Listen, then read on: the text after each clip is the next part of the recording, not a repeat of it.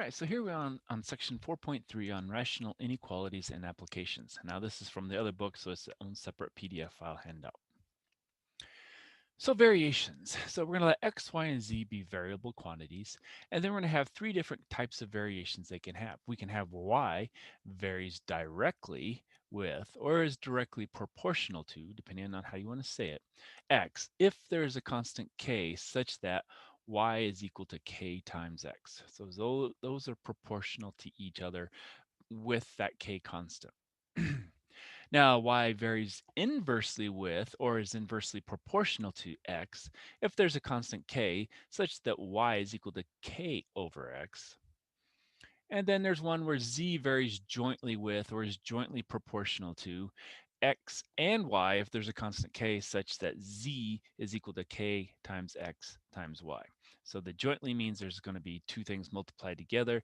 Inversely means something over it, and directly means it's just equal to times that constant. Okay, and again, a k is a constant of proportionality. Now, what we're going to do is we're actually going to translate some sentences using the concepts here of directly, inversely, or jointly, and we just have to write it with the appropriate, letters they give us, and then the K included into it. So this one says the frequency of a wave is inversely proportional to the wavelength lambda. Okay, so what do? Well, we're going to say, okay, the frequency F is inversely, so equals inversely proportional to, so k over lambda. Sort of like a lambda, but yeah, anyway, lambda. Okay, so that's going to be our inversely proportional to. What about the next one? It says density D, so let's call it D, of a material is directly proportional, so that's going to be some k times the mass of the object m, all right, so k times m, and inversely proportional to its volume V.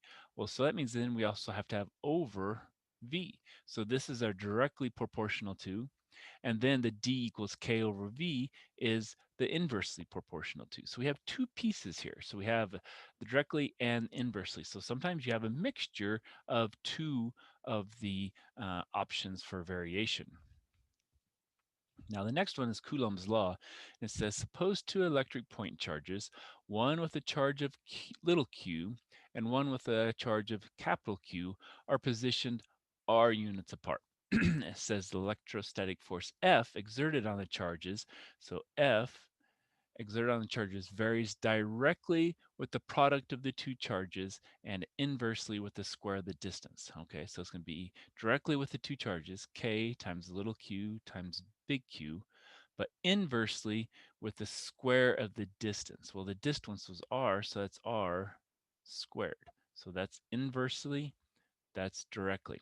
Now they could have also done this one as jointly, but we're just going to do, so directly with the product of the two. So same kind of concept, just different ways of saying it. So you have to kind of go with the flow with how these are worded on what you actually have to write down. All right, so here it says, according to the CDC, a person's body mass index, B, is directly proportional to his weight or her weight, in W, in pounds, and inversely proportional to the square of his height in inches.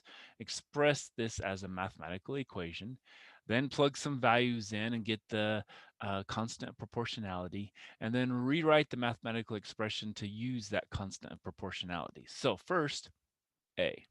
We want to write that as a mathematical expression. So body mass index B equals some K, and it's proportional to his weight in pounds.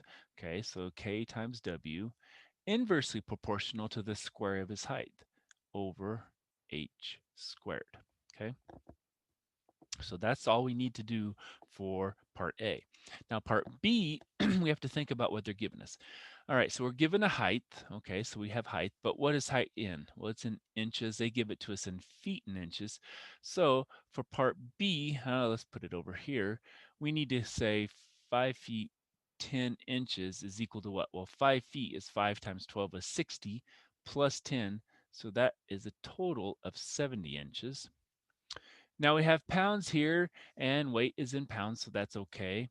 And then it has the body mass index, so it doesn't have units, and so that would be this. And so now we just plug everything we know into what we said was our BMI formula, body mass index.